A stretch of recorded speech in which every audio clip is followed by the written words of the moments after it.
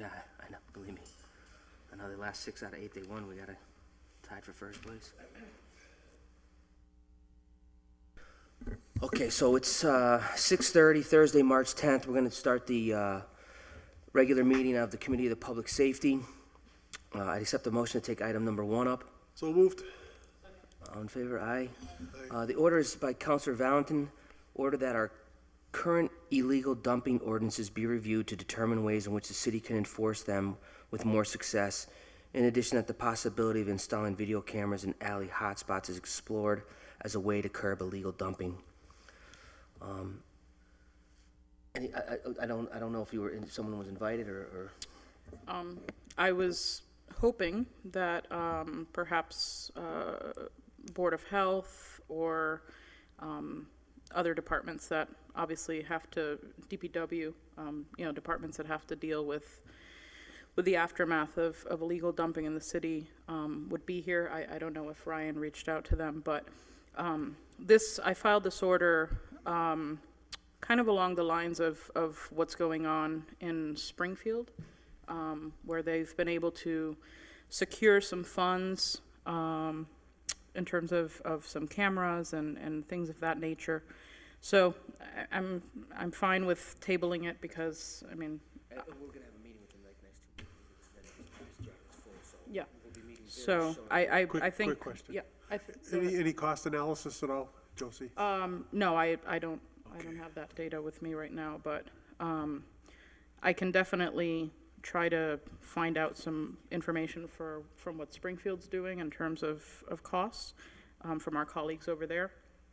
But I would be fine tabling it, and then just to make sure that whenever it comes up, that somebody from Board of Health or DPW is present. Second. All in favor? Aye. I will point out, I apologize, to my left is City Councilor at Large Howie Graney. To my right is Ward 3 City Councilor Josie Valentin. 4, I'm sorry, and Ward 7 City Councilor Mike Sullivan as well. We have Linda Vacon in the audience. At large. At large. I'll figure it out before the term's up. Don't worry, boys. So we're gonna, the motion that has been moved is to table order number 1. I'm gonna, when it comes back up in the next couple of weeks, I'll be sure that we maybe not, don't necessarily have to amend this order, but we'll be sure that we invite these folks that need to be here to talk about that. Order number 2 is an order filed by Councilor Barty. Accept the motion to take off the table. Off the table, please. The order is that the city engineer provide recommendations to improve and make safe the intersection at Hitchcock Street and Martin Streets. The flashing light is basically ignored as motorists fly down the hill. Refer to the DPW, HPD to acquire accident reports for this intersection. Have the police department send accident reports to the city engineer. Further, have the city engineer provide recommendations to better sequence the lights on Northampton Street from Beach Street to Whiting Farms to improve traffic flow. So, Manny, you want to come on in and sit down? I mean, be comfortable. You don't have to stand up there. Sit down, turn the mic on. I was actually trying to get your attention for a second back there. If you want to go back a second, I have information that was given by the chief. Okay. Motion to reconsider our vote on item number 1 in terms of tabling it? Second. Second. All in favor? Aye. Aye. Okay, the chief had, first of all, apologizes. He couldn't make it tonight and asked me to attend on his behalf. Basically, with the chief has been in contact with the DEP. They have an environmental strike force. He's also been in constant contact with the Board of Health and all parties that need to be involved. And the DEP has a set of cameras that they can set up and move in certain locations that we come up with, and he's looking for advice from all counselors on where to place those. It's $1,000 cost to set them up temporarily, and they can be moved. And so when we have a spot, an issue that we need to address a particular area, where we can ask them to come in, assess if it's possible to put the cameras. They'll have to look at each location and decide if it's possible logistically to get them up and running, and go from there. Through the chair. Is this, do you know if this is the mechanism that Springfield has been using, or? I couldn't tell you. Okay, and who would monitor the footage?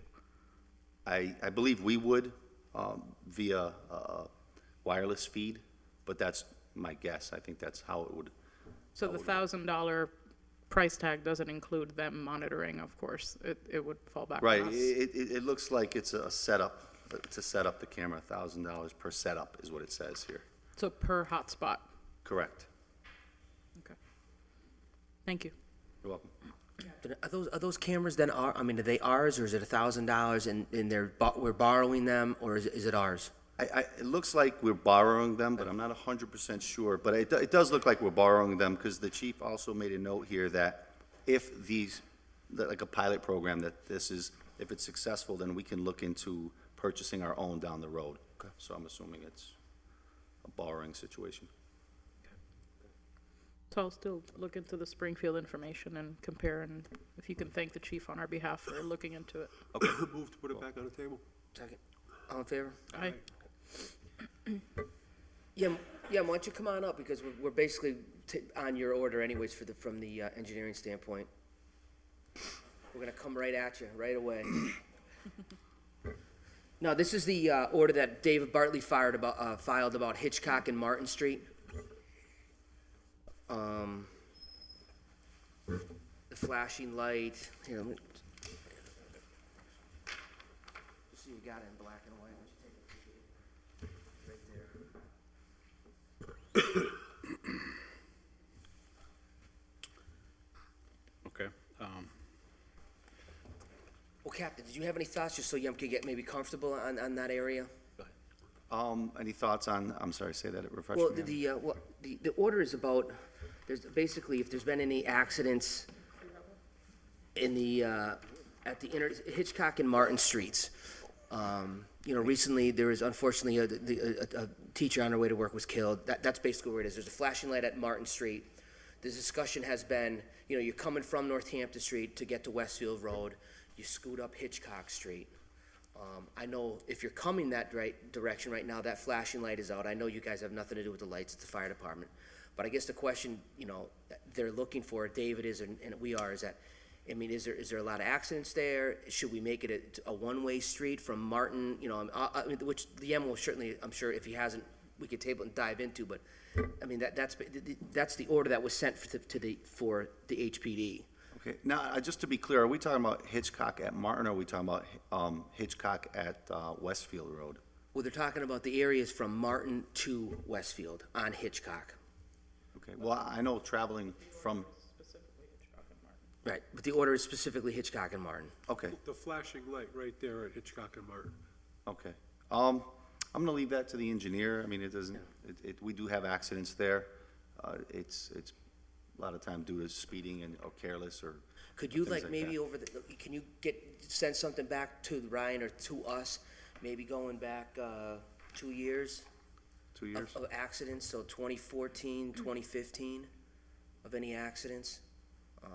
Just so we get an idea. We don't need the specifics, just, Yep. I will or get any, that to you. any speeding incidents or any speeding traps, anything to do with traffic violations or traffic incidents on that stretch? I'll get that information to you. Dave, why don't you come up, because we're on your order. It's Hitchcock and Martin, it just started too, so don't get comfortable. Oh, yeah. Counselor Bartley has joined us as well, Ward 3 City Councilor. Do I have that right? He called me Ward 3 City Councilor, that's why It's Ward 7 here. He is. But, Dave, I just asked Captain Febo to maybe go back a couple years, 2014, 2015, with regards to accidents or traffic incidences or any sort of, actions that took place in that Martin Street, Hitchcock Street intersection. As you know, you probably are well aware of it, that if you're coming from Northampton Street to get to Westfield Road, that blinking light is out. But again, that's not his purview or the police department's purview. So Yem hasn't even spoken at all on this order, so I don't know if you wanted to say anything, or you want to just jump down to him, or? Well, I appreciate you having taken up the order, and then, this came from a couple of constituents, Captain Yem, so, I do live around that corner, but, and so, yes, the light's not out completely, the flashing light is partially blinking on, just the pencil trace you're going on Hitchcock Street, so, but if the DPW could look into that, that's been brought to my attention as well, so, if you could just sort of note that. And then as far as the intersection goes, it's kind of at a, it's kind of a tough one, folks, especially on Martin Street, because really depending which way you come out, it doesn't have the best sight lines. And so, and I think that's where folks were coming from when they were saying what's the best way to improve it. But I don't know if if you want to put stop signs there, or a regular light, or anything. So I'd rather just hear from you, frankly. Yeah. Thank you. I did conduct a speed study there. I think it was about the same time that the PD put that display, the electronic display that shows the speed. So unfortunately, that's kind of skew. So the average, the speed limit I noticed was that actually below the posted speed limit. So people aren't going fast at all. But I think partly because of the PD has that, the electronic speed board there.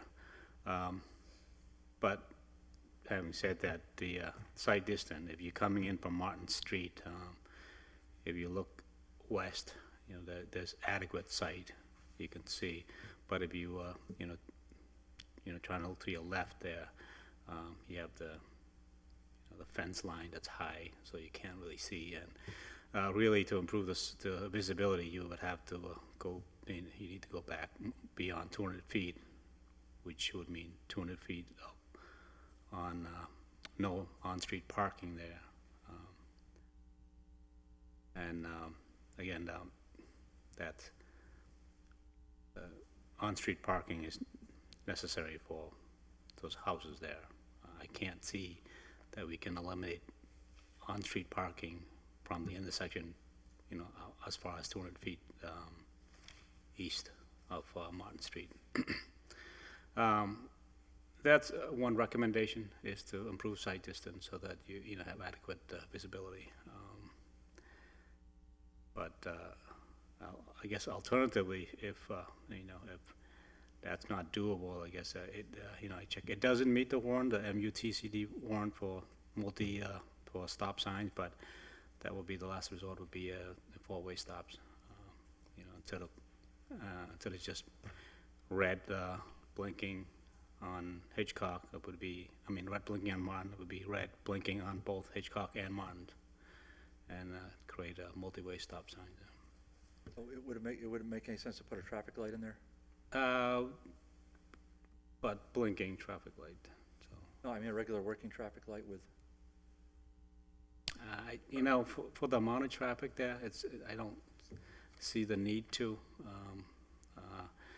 We're looking at traffic flow per hour of less than 250 cars on Hitchcock peak, morning peak.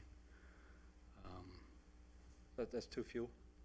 I'd say too few. We have so many signals in the city. It's expensive to install and expensive to upkeep and Oh, no doubt. and replace.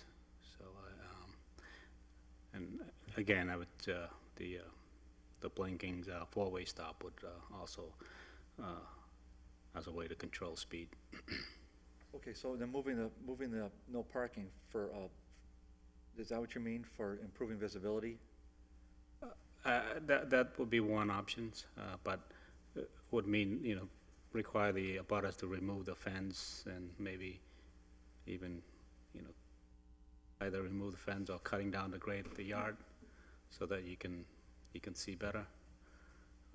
Yeah, that's a tough one to have somebody fence.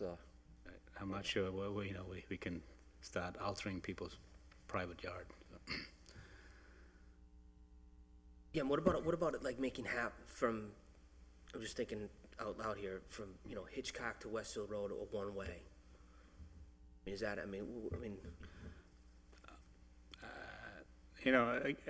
Then you're looking at, you gotta be sensitive to the intersections, Hitchcock and Route 5 and Westfield Road and Route 5, because something has to change. right, because from Northampton Street, when you're coming up South Street and you get to the set of lights, you go right past People's Bank, you're at South Street, you got two choices to get up to Westfield Road. You can go to the BS school, Sure. or you can go to the BS church. So, I mean, you got two ways coming up to one street. I mean, does that make sense from an engineering, I mean, from your world? Depending on where you're going. So, you know, again, I would say, it's, you know, that's a tight, the intersection, the configuration between those three signals, they're so close together. Within 300 feet, you have three signals, and it's just, without adding lanes, without, you know, increasing the speed, you're not gonna be able to move traffic any better than it is now. And I have to imagine that those houses from Martin Street to Westfield Road, some of them are multifamilies, right? So, I mean, that's why people are parking on the street, because then not everybody can get in the driveway. I think virtually every one is a multifamily. So if we were to put parking signs that says no parking, And there are some without driveways, so, at all. Yep, there's a couple without driveways as well, so. Counselor Graney? Yeah, just thing probably we'd have to be careful about if it was a one-way, people have a tendency to go faster on a one-way. That's and- correct. and increase their speed rather than slow down, I would think. That- The That visibility, seems to be the case, seems to be the case. visibility seems like a good thing, I don't know. Yeah, I appreciate that, so, we'll talk more about that on the visibility part. That might be Sure. the simplest way, just kind of move the no parking signs back a little bit, Mm-hmm. and then see if we can get them enforced. Okay, So there's some regular violators up there, sure. sure, and there might be a happy medium, and I think what I'll do before we file anything is that I'll go knock on some doors and I'll see what, Okay. I'll see what the residents there, how they feel about it. Sure. And then just the second half of that order, this has been a common one that's come to me about, just the traffic flow on Northampton Street. This sort of I kind of combined it into one lump sum there, number two, so. Yeah. So, and I'm really thinking about the traffic lights at South Street and at the top of South Street on Northampton Street. So those are, that one, I hope you have a chance to see it yourself, Yem, where that light is run pretty regularly. Mm-hmm. And I think partially when you head north, it's tough to see it's tough for motorists at certain times of the day to see the light kind of change from, yellow, yellow to red. It's hard to see it, and Yeah. I don't think motorists are just ignorant. I don't think they're just trying to be, violate the stop sign or hurry along, but they don't see the lights change. And you'll be at the top of South Street waiting to turn left, as I do every day, and if you don't wait a few seconds, you're taking a chance. Again, if you're, if you're designing a street nowadays, you wouldn't design the three streets so close together. You just, especially the streets that carry this kind of volume, you would have to spread them apart. So, with the signalized intersection, that's as, best as you can control traffic flow as much as possible. Again, without, just making do like a rotary or a roundabout type setup, it's, you get. No, I don't want to do anything drastic, but I was hopeful that you might have an idea of some technology where you can actually change the light itself, not replace it, but just make it so it's a little clear to motorists when it's yellow, green, or red. So if you would just go up and take a look at that, Okay. that would be helpful. I know there's one head that's not working, that needs to be replaced, right, a lot of time, you're there, you look up, you have to look up to see the light. Yeah, if you And- drive through there a few times, and then the other points quickly is the traffic flows, particularly southbound. That gets really, really congested, and some folks have said to me, is there a way to sequence the lights so that folks can sort of get a steady run from, across that area? Is there a way to? From Beach all the way to Whiting, I mean, right now, it's not coordinated, it's not connected. It's not coordinated. No, it's not. Oh, okay. So I guess that's what I'm asking. Can we coordinate the lights? We can look into that. Yeah. Certainly that, doing that, you may, you have to look at the control if it's set up to be able to do that. Yeah, that's, I'm not familiar with that area, but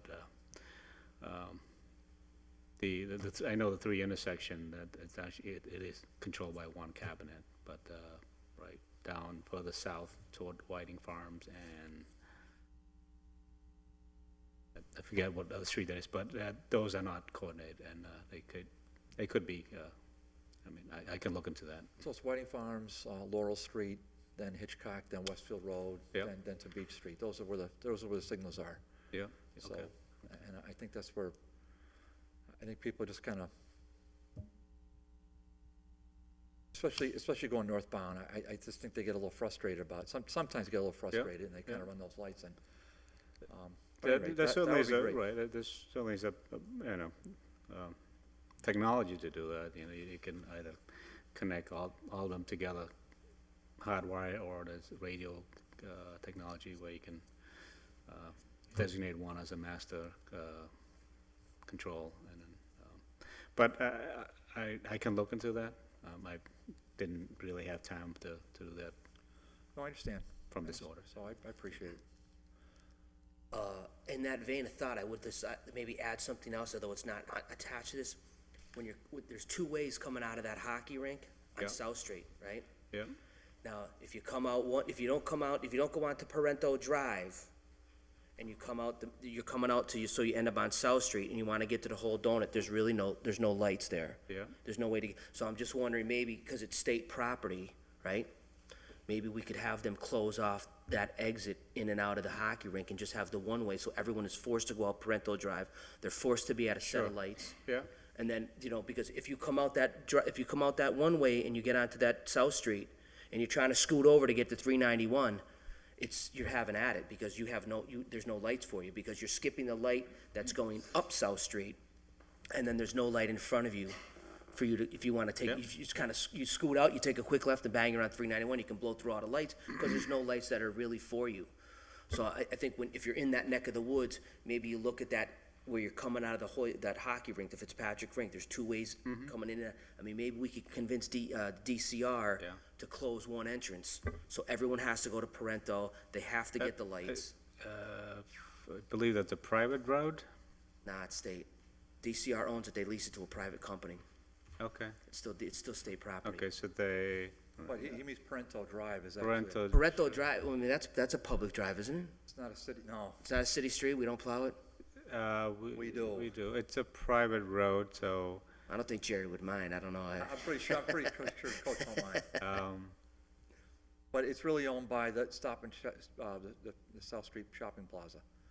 I don't think they would mind, the guys from New York, but it's Just their look at road. it. I mean, if I you don't know stuff somebody for that it. I can talk to, we probably, I mean, again, it's the driveway access is off the frontage off of Maple High. It's not off of the private driveway. But you can certainly use it as an access way. Yeah, just tell them we're not gonna plow it anymore. Sounds great. Maybe to even simplify it, if there was a do not enter sign going into the skating rink at that, or where they would have to go around, if there was a do not enter sign, that may deter some of the traffic going in. And that would be a much simpler solution. That certainly could be done. I guess I'll, see if I can get in touch with who will be in charge of the site. Dave, what do you wanna do with the order? Want to table it? No, I think you can move it as complied with, and then I'll talk to, Yem some more about, and we're talking about number 2, correct? Is that where Yes, we are? sir. And then on number 7, I think, on number 8, I can't, where the hell is it? Number 8, we were just talking about number 8, Dan, so we'll wait till we get to that one. Okay. So, yeah, I think you can say comply with, and we'll just talk some more Okay. about it. Motion? Second. Second, We gotta, the maker Oh, I'm wants, sorry, complied with. Yeah, I think so, That's- yeah, I think we're okay with that. Sorry. That's all right. All in favor? Aye. Aye. Since, do you mind if we just, Linda, if we skip over your order, just jump, glad we got these guys here? It's just kind of in the same vein. I'd like to accept the motion to take item number 8 off the table. And it will be, which is an order filed by Counselor Bartley. Due to constituent concerns, the city engineer provides recommendation to improve and make safer the intersection at South Street, Maple Street, Parental Drive. Motorists are making left turns on the red light, crossing over income traffic. Basically, everything we just talked about. Yep. You want to table it so he can come back to us? That, what we just talked about the hockey rink is his other order that's on here tonight, number 8. Yep. Yeah, yeah, that one, you haven't looked at at all? I, Well, you and I discussed that,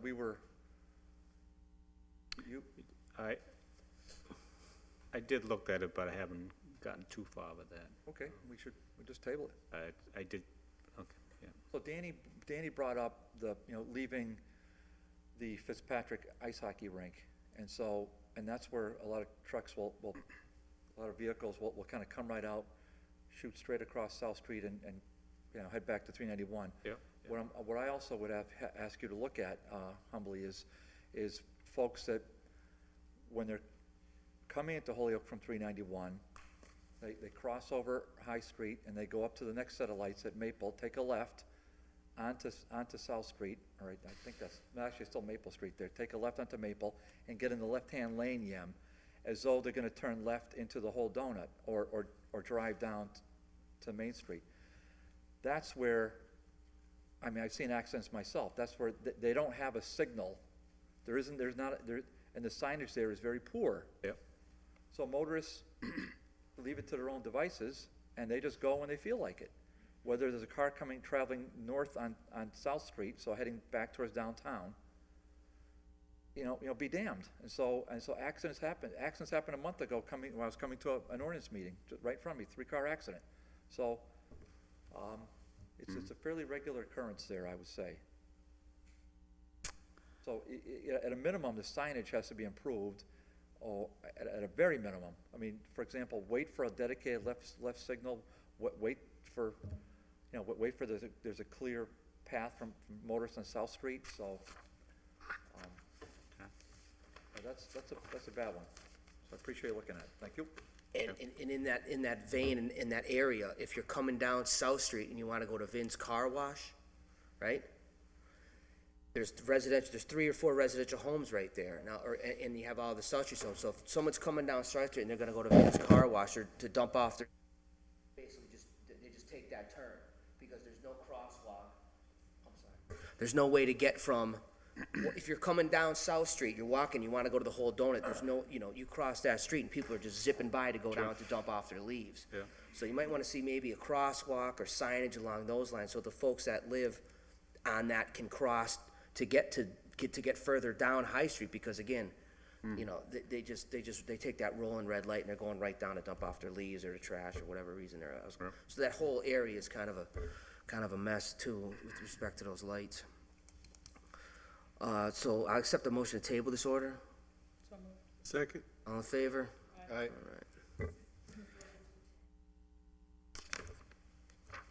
Accept the motion to take item 10 off the table. Second? Dave's not gonna leave, though, he's gonna stay all night, but his order is, with at least 3 traffic fatalities so far in 2016 and other close calls on Beach and Franklin Street, Crossing Guard, and South Street with pedestrians being struck, the city council invite the police chief to a future meeting to discuss traffic enforcement and mitigations efforts used and planned by the Holyoke Police Department. And I think after this one, Captain, you'll be free to go. Okay, sounds good. Basically, I'm sorry, are you ready? Go ahead. Okay, basically, we, last year in 2015, we applied for a step traffic grant, and were awarded $150,000, as I believe everybody's aware, for traffic enforcement at 10 intersections.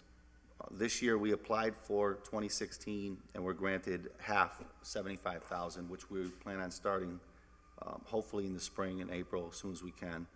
And we're just gonna go through and monitor and enforce the traffic at 10 specific intersections throughout the city. We also applied for last year traffic enforcement grants.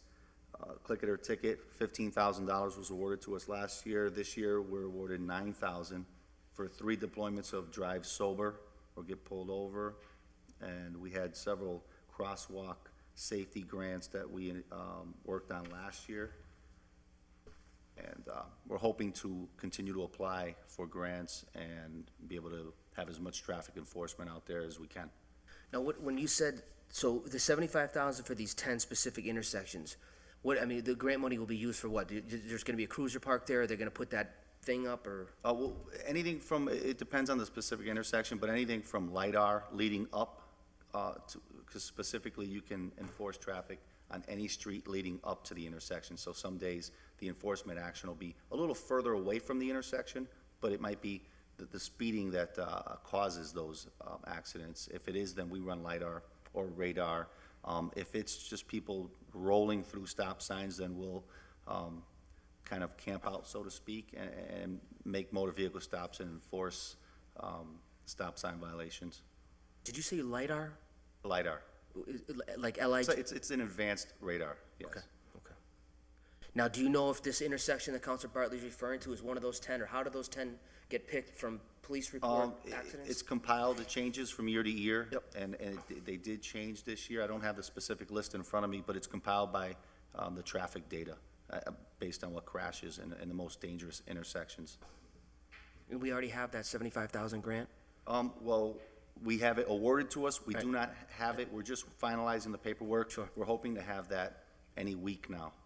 Certainly by April, we should have it, be ready to move forward. Counselor Valentin? Thank you. I would definitely be interested in knowing, what the intersections are gonna be. There's, as you know, we just talked about the one-way street issues and speeding, and Ward 4 is full of those. And so, would definitely love to know what areas are gonna be prioritized, and if you could perhaps get back to me, or maybe have Sergeant Loftus get back to me on, based on the data, what are kind of the top areas in Ward 4, so that I can kind of keep those in my mind as well as I'm speaking to constituents, because, I can tell you right now that, Councilor Bartley and I have talked about this before, Hamden Street is awful. It's, people are turning right when they're coming from the South Hadley Rotary, and they think 91 starts right there. So I've requested several times that there be traffic enforcement there, because people are just kind of flying through without even stopping at the red light, and anything in terms of speeding. But if you could get back to me on Ward 4 areas, that would be great. Okay. Thanks. Counselor Bartley? Yeah, so I'm glad that you're applying for grants and doing all that, and really taking the time out. We were talking about this the other night. When folks go into other communities, especially in Hampshire County, they're fearful of traffic enforcement, but I don't know if that's the case. I don't know if that's the case here. And I think the more HPD is out there, the more I think all of us appreciate it. So even though if there's not a grant-funded deployment, it'd be interesting to appreciate to see if there's more like regular enforcement. Well, there is on a daily basis, if there is enough officers on shift to fill the 7 cars, the lieutenant shift commander will assign a specific traffic car. We have our challenges with manpower and so on and so forth, but traffic is a priority for us, and we would love to be out there as much as possible. That's why Sergeant Hart is diligently working on applying for all the grants we can. It's just a manpower challenge for us, but we are absolutely enforcing everything we can with our patrol division also. Yeah, that's great news. So hopefully we'll keep going with that. So, but these were, so this order wasn't out of frustration with you or HPD or anything. It was frustration out of motor speeding, and we did have 3 fatalities. And we had some pretty serious accidents that were not weather related. They weren't drunken driving, and yet 3 fatalities happened, and it was quite a bad way to start up the new year. I agree. So we're hopeful that we're hopeful that we'll get, and what about public, education? What do we do anything along those lines? From the police department? Yeah, No, go to schools, I mean, go to the high schools, try to have stuff on Channel 15, Channel 12, on HPD's website, Billboards? I mean, whatever, slow down, you know. There's a great sign on 291 that has a picture of 3 young kids that were killed, and it says, slow down because somebody, I drive by it every day on my way to work, it says, slow down because somebody loves you or somebody's waiting for you at home, and it's a picture of 3 young kids, 3 different accidents that took the lives of 3. Well, you see, Danny, the homeowners on Hamden, heading up to the Stop and Shop, they've got the little signs up down their lawns. I mean, drive like your kids live here, something to that effect. But, I mean, something innovative like that, or maybe spread throughout the city, I know that a lot of us would get behind and support it, just more public awareness that this is this is a problem, and 3 people have died, so just like to see if we can do better, that's all. Thank you. Counselor Vagan? I just want to put in one plug under the comment by Counselor Bartley relative to the regular enforcement. So I just want to put a shout out to the outer roads that are becoming speed tracks, particularly out in Mountain Road. And I'm getting increased number of calls from out in that area. And 202, I don't know what we're going to do about that road. I mean, I practically see cars going on 2 wheels coming up that hill. I mean, it's insane. And I've been passed going down the hill, and if you just let your car coast, you can't help but go 50. And I've been passed on the double line going down, because people are just crazy out there. I don't know I don't think there's a magical answer other than increased civility. And you did learn rules when you got your license, but, Yeah, a lot is driver responsibility. And Right. we're not seeing, as anybody else, you're not seeing a lot of it.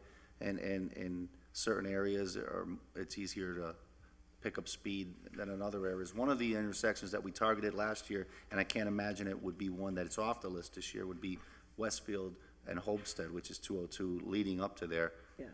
I think last year, the officers sat back near the reservoir and targeted speeders coming up and over as much as we can. Yeah. But car 5 is also, that's car 5's area, it's a very busy car with the mall and everything. So- Right, but right. The not to make mall an excuse, kinda but we are draws the attention. aware and definitely running radar Yeah, from time and to I time do up there. appreciate, and I hear you on the 7 cars, so if that 7th car's around, yay. Okay. Thank you. You're welcome. Counselor Bartley, your order? I think we Could can we, say, just before you say that, I'm sorry, but could you get back to maybe the body, or at least Josie, on those intersections, if it's not, we're not gonna release it to the public, we won't tell the news or anything, but just so we're aware of, if they're in our, because these intersections are obviously concerned, Josie has some concerns about her intersections as well, and yeah, I'm Counselor sure all the Vacan. ward counselors would want to know, probably at large counselors too would want to know, but just, Sure, I'll check with Sergeant Hart. He actually has the specifics of the grant, and as soon as we're awarded, it might take a week or so. Not, as soon as it comes over, it'll be finalized, and then I will send you an email with the 10 intersections. Right, thank you. And then the Ward 4 areas. Yeah, I have your issues I'll look at. so this, we'll just say comply with Dan, I think, so. Motion? Motion that the order's been complied with? Second. All in favor? Aye.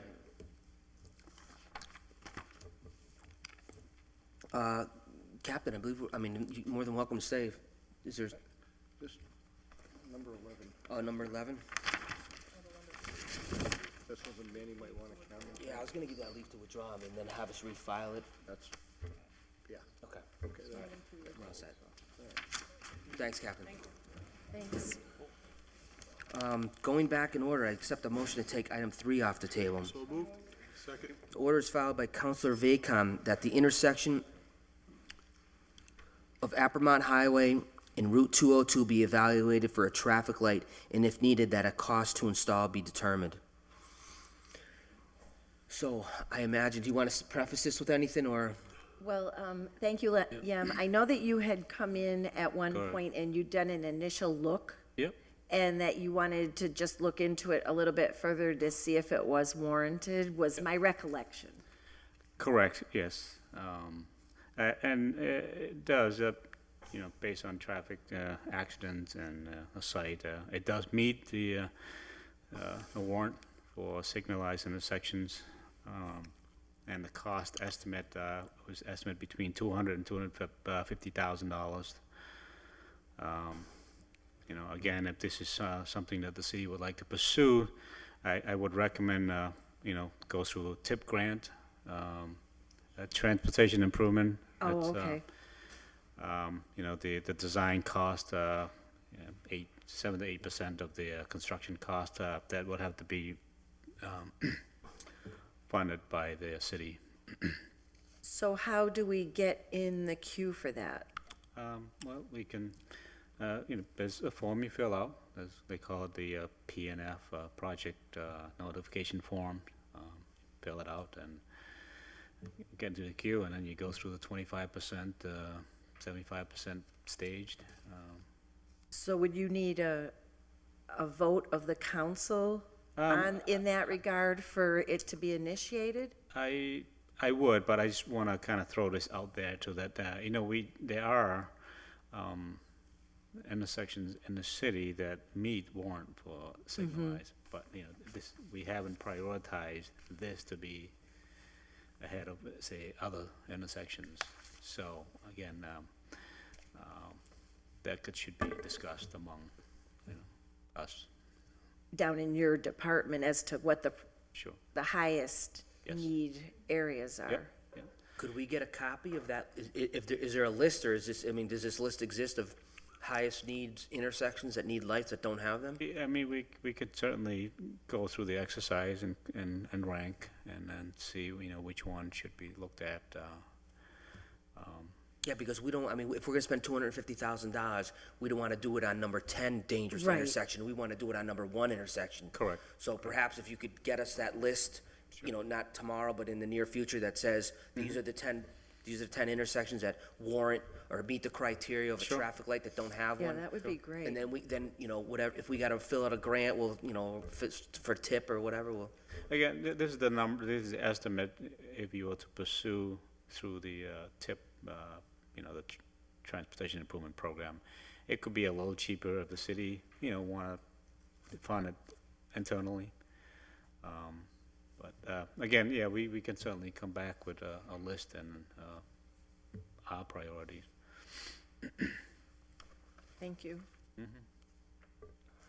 Want to table it? I got no problem. Yeah, I think it would be great if we could understand, how many there are that actually need them, and we know there's 10 that need to be fixed. To the cost of $1 million. Right, so if we're going out and fixing, and there's 3 that we need, and we're going to bond for things, seems like it would be good to know what all the needs are. Sure. Move to table? All in favor? Okay. Accept the motion to take item 4 off the table. So moved? Order that the traffic light at Doyle Drive and Route 202 be changed to blinking red and yellow at the end of each class day and on days when there are no classes held at HCC. Residents are finding there are long backups during rush hour traffic when classes are no longer in session. This order was filed by Councilor Vacon, who has the floor. And thank you. My recollection of this is that the new light is timed to the light at the main intersection, but the question has come up because people are coming to that light sometimes, and it's red, and the pedestrian walk light is on, and there's nobody there. So it seems like there's some odd automatic thing going on. I wasn't aware of that. I was there 2 weeks ago, looking at the cabinet. I will look into that, but, right, it's detect through the camera. It should, if there's no traffic from Doyle or the other side street, then it should be green through 202 It should, all the way. okay. But so I did not realize that was doing that. Well, that was a more recent thing Yeah. that was brought to my attention, Okay. and I'm just not sure exactly why it's happening, but it just appears that sometimes the light is red for no apparent reason. Okay. But, Um, but I appreciate you looking at the cabinet, Yeah. and, But, I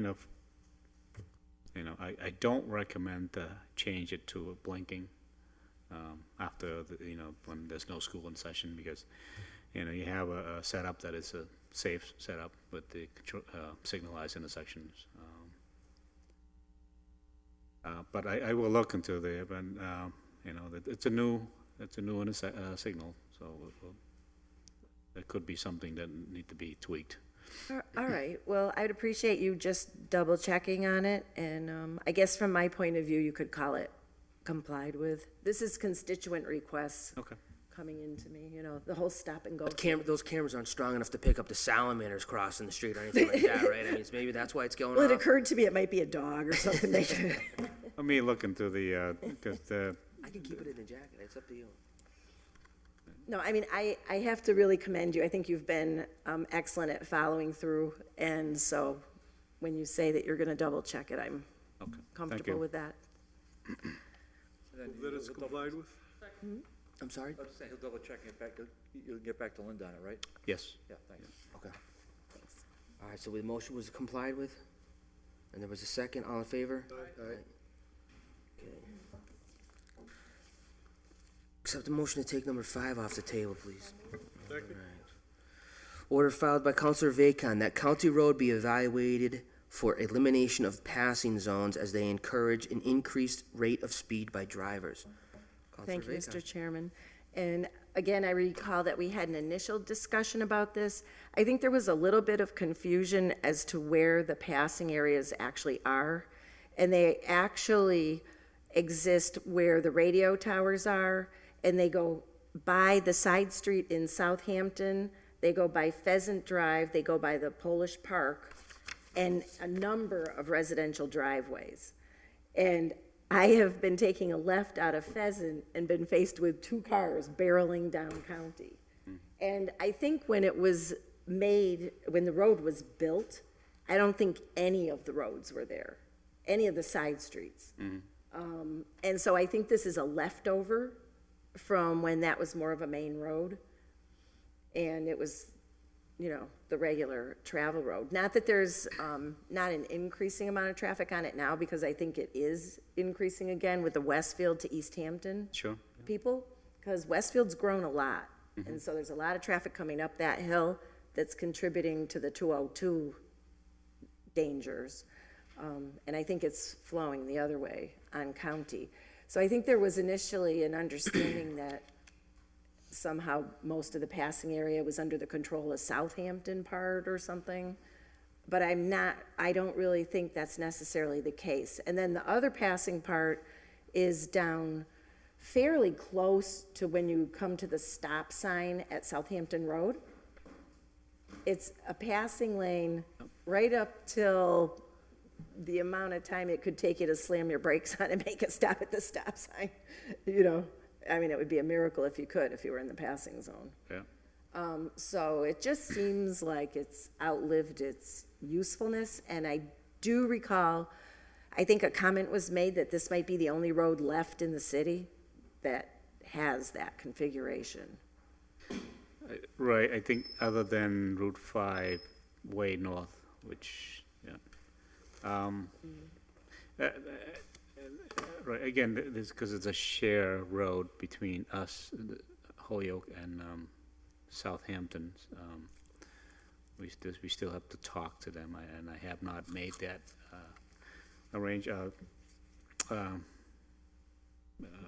I have not made the call to the right person to talk to at this point. Okay. What I've done was conduct, again, speed study, and, chose 85th percentile. The posted speed is 35 mile an hour.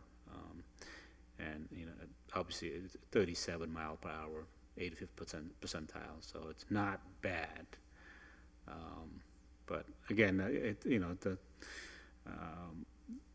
there are sections on County Road that should be,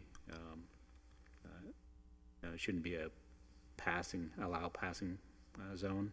Yeah, I mean, to me, it's almost as much a safety thing as a speed thing. But it just seems like it's easy enough to put paint, and I see the Southampton police down at that intersection at Southampton Road a lot. So I know they have a concern and an issue with it.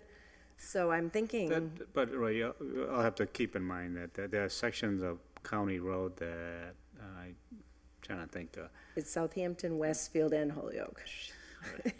Just, there's an area where there are no residential housing at all for a long period of time, and on one side. on one side, on the Holyoke side. Yes, I mean, that section could certainly stay, allow Sure. passing. Again, if you make every section on County Road, not allowing people to pass, and they may pass in an area where it's not safe to pass, so we have to look at it that way also.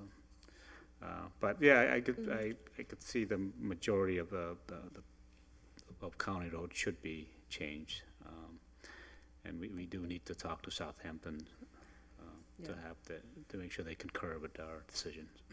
All right, well, I would greatly appreciate that. I think it's a low-cost fix, little bit of paint.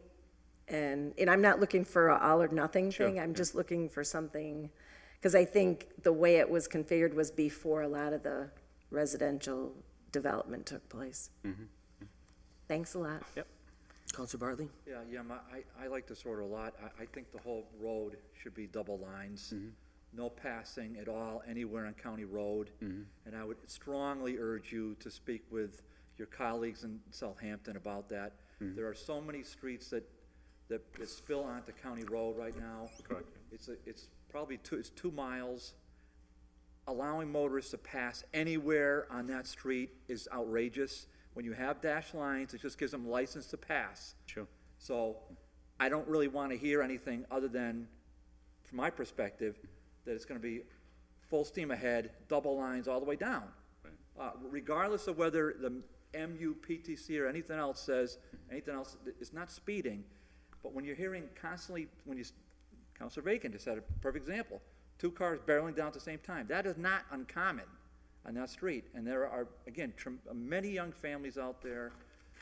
It's a short road. Let's just make it a safe road. And giving people license to pass on that road is not in the public's interest. Thank you. Double lines. Want to table it? Yes, please. Motion to table? Second? All in favor? Aye. Thank you, Yam. Yep, no problem. I think, Yen, you may be done, my friend. Nope. Oh, I'm sorry. This one is mine, and I need him. Oh, all right. Never mind. Sorry, buddy. Motion to take item 6 off the table, please. So moved. This order is filed by Counselor Valentin on order that the city engineer evaluates what options are available to make the corner of Hampshire and Beach safer for motorists and pedestrians. Visibility is limited and the traffic at this specific intersection has significantly increased since the senior center has been in operation. Counselor Thank you. Valentin. So we actually discussed this before, and we tabled it based on Yam's request to kind of do some measurements and figure out what the shifting back would look like. So where are we at with that? And I did, talk with the director of the Council on Aging also. Just kind of knowing that people are using our parking space now already. So the recommendation would be to eliminate 3 spots as on the southern part of Beach Street, northbound, and then 2 spaces on the other side. So a total of 5 spaces that have to be eliminated from the on-street parking on Beach Street. Okay. And interestingly enough, the director of the senior center is my constituent, and she is actually who brought this order to my attention. So I'm glad that you were able to connect with her directly, because obviously her concerns are based on the folks that are coming to use the senior center, and that's one of those dangerous intersections that we were talking about. So I would request that we follow that suggestion, since you are determining that that's what would be in the best interest of that intersection. How long does something like that you take, just out of curiosity? I'm You know, sorry? Well, you're gonna get rid of 5 parking spots, correct? Yes. How long does something like that take? As soon as you guys vote to approve it, we can, the ground's not frozen, we can Okay. move the, no parking's easy enough. Counselor Bartley? Have you filed an order to that effect, Josie? About? Well, on his recommendation, you need to file an order, and we send it to ordinance. And then we would, because it would require an ordinance change, right? That's, okay, I guess you have to file the, sign order. Yeah. Okay. I was gonna say, let's, Well, it requires an ordinance change. no, yeah, I know. No, I see what you're saying, and when, the wording of the order is evaluates what options, and so the option is to remove parking, so I will Yeah, file just that for follow up next, on the order, yep. for next Tuesday. Sounds good. So I would second the motion that this order's been, oh, I'm sorry. I just have a question, just Counselor Bacon. a point of order. Could not the committee adopt the order and then refer this order, adopting the engineer's recommendations, over to ordinance? Why not? Whatever is gonna be I think it's a most streamlined. I I think agree. it's a It quicker really route. won't be the most streamlined, because ordinance won't meet until after we won't meet till the 22nd, Linda. Correct. So, I mean, whatever you want to do, Josie, in my opinion, you ought to file the order for Tuesday and just get it out there, and we'll refer it to ordinance then. Okay, Either way. so if you could email me the language, I'll file that order for Yep. Tuesday. Thank you. And I'm fine with the order being complied with at this point, because Thank you. it'll bounce over to ordinance. All in favor? Aye. I believe now you are done. Yes, Okay, I think so. Are you taking up 9, though? 'Cause No. it does quote him. Okay. is 7 your table, or? Well, I mean, we could certainly take it up, but I don't know the intentions of Counselor Jordan. Counselor McGivern did contact me and asked me to table his order, which is number 9, because he was unable to attend due to a family event that he already had planned. Yeah. Can you give us an update on the pool, or? 7, a little bit. I'm just saying, I mean, if. That's fine. If he can, then we can. Motion to So, ta- motion to take up item number 7? Second? All in favor? Aye. Item number 7 is filed by City Councilor Jordan, that the Park and Rec Commission and the DPW Superintendent come before the City Council to discuss the status of the Pouliot Pool and the plan and the cost for its repair or replacement. We've hired the pool specialist to come in and looked at option to fix the pool. The 3 options are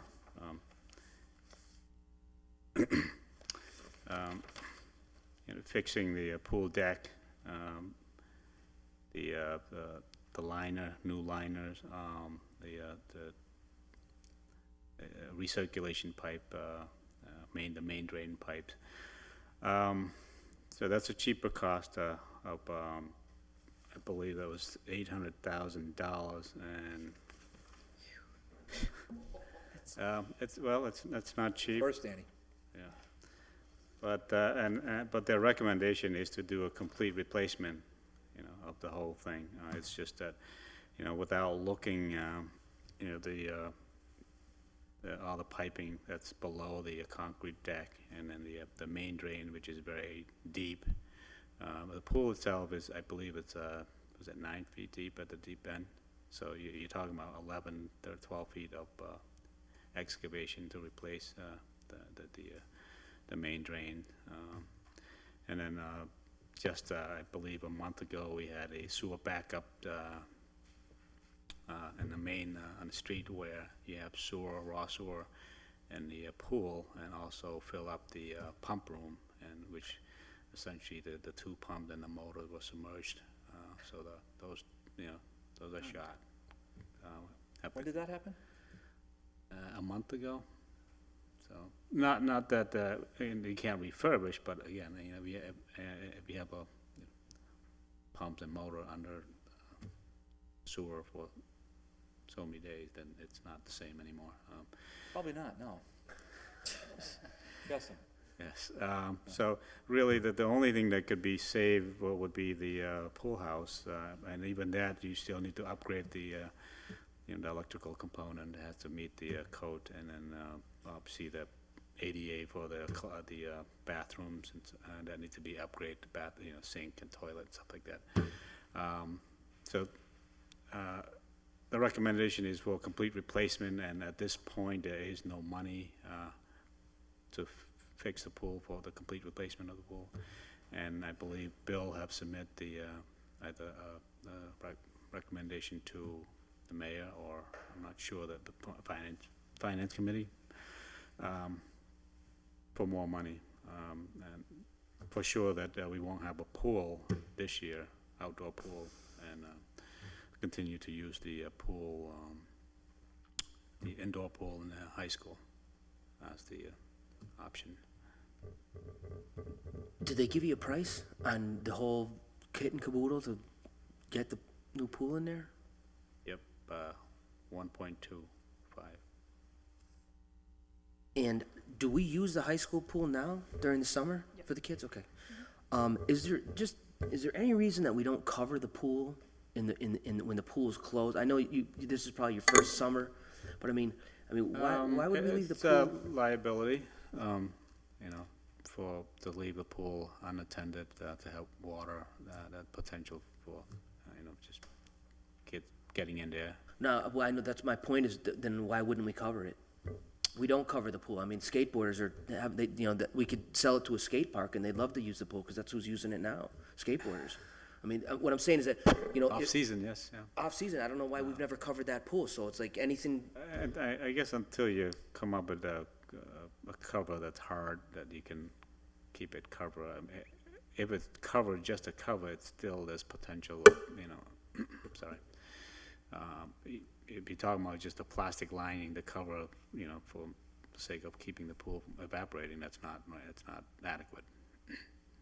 But it's pool, and that's one of the reason why, pool degrade, because, you have movement in the ground from freezing and thawing, and if you don't have that body of water to keep the temperature constant, then you have movement in the pool deck and the structures that.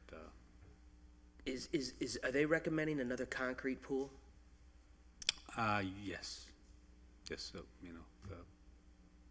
fresh poured in place type. I mean, not to say that if you want to line the pool, there's option to line. You can line with aluminum lining. You can shrink the pool a little bit and raise the pool bottom a little bit so that you don't have to do all the deep excavations. You can install new circulation lines. You can look into upgrading the pool, the pump house. The deck, the pool deck, you can pour and replace easy enough. The wading pool is very shallow. The kiddie pool, that's not a lot of work, but that still needs some work also. And then that's not cosmetic. That's structural improvement. Mm-hmm. You can also have plastic lining. That's another way of doing that, which allow movement, and it's just a cover. But that's still. You still need to look at the piping, the underground piping, the filter, the recirculation lines. Councilor Green? Could we file an order or recommend that the city look into finding grant money to replace that pool? There is grant money, I think, at both the state and federal level for such a project for the kids, especially for inner city youth and so on and so forth. I believe the grant was, we didn't get the grant this year. It was, I'm not sure if it was specific to the pool, but it was for park improvement. It was file, submit, and we didn't get it. Is it possible to resubmit it, earmarking the pool itself? So you have a specific project that the grant givers can see an actual project that's on the books to move this forward. I think it may be more effective if we established the request for that specific reason for our kids, so they have a place in the summer to cool off. I think that's very important. I will have to talk with the park director and see what, I'm not familiar with that. Yeah, they're the ones that filed the grant, not you guys anyways, right? Correct, yeah. Counselor Bartley? Yeah, if we get bond money to rebuild the pool, is that the best place for it? Are there other locations that might be better? Yeah, that's out of my pay grade, I'm sorry. So is anyone, no one's ever talked about that? It could be in a different location, for sure. I mean, if you I mean, don't. I like it there, but I'm just saying, is that I like to make sure that your department discusses all these things, especially, is that the best place for the children to access for the pool? I have no idea, but I like to have those conversations I think, held. yeah, we could definitely, look at location. I mean, that's a community, whole, Yeah, I would think that's it all. come from you, this body, yeah, so. Counselor Vagon, good question though, Dave. Thank you. That same question occurred to me when I heard about the sewer break that flooded the pump house, because it seemed to me there might be other locations where the logistics might be a little different, that if an event like that was to occur, it wouldn't destroy the pool, essentially. So that would seem to be one consideration. Sure. Thanks, that's all. Yep, Counselor Sullivan? Yeah, you say that it's 9 feet deep. Is that because of a high and low platform? The diving, right, it's for Right. diving. And so the excavation would have to be 10, I would, 12 feet. it's 9, you add a foot of slab, that's 10. And then, it's not always right there. yeah, I understand that. So if the pool didn't have a high diving board, if it only had a low diving board, couldn't a new base just be put in with a shallower area instead of excavating? Something just be built on top of it? Yeah, you can definitely, make the pool shallower, and then you can run a brand-new line, but you still have to cut into the existing pool wall, which is a pretty substantial amount of concrete work, excavation work. I'm familiar with that. Right. So, and then, right, there's earthwork that's still pretty involved. But something like that would shave hundreds of thousands from the price, right? It would definitely, yes, save, I don't have the number for that, but Yep. it's, if there's not a need to have the pool to be a diving pool, then it's really just lap pool plus with a little deep area. Right. Yeah, thank you. Well, if it had cost $800,000 for the renovations and it's 1.25 to do the pool, it seems like the best route to go, if we could get the money, is to replace the whole thing and have a modern structure there for the kids. I mean, if you're gonna spend $800,000, that's 8/10 You got an extra, what, 4.2, another $500,000 or whatever it is, if we could get the money. Sure, To go, yeah. to, to get the structure Right. And then first rate. anything that we decide to keep, who's to say that's not gonna break down, so.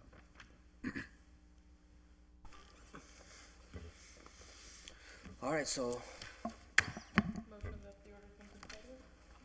Second. all in favor? Aye. Okay,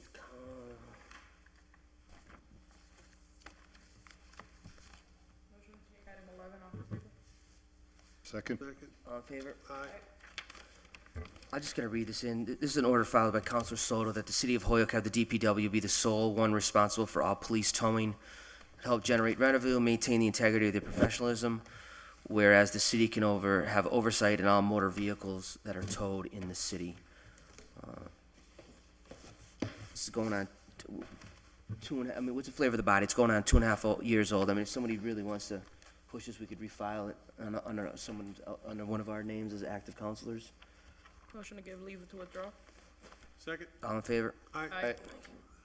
Motion to adjourn. Second. Second? All in favor? Aye. Aye. Thanks, folks. Thanks, Dave.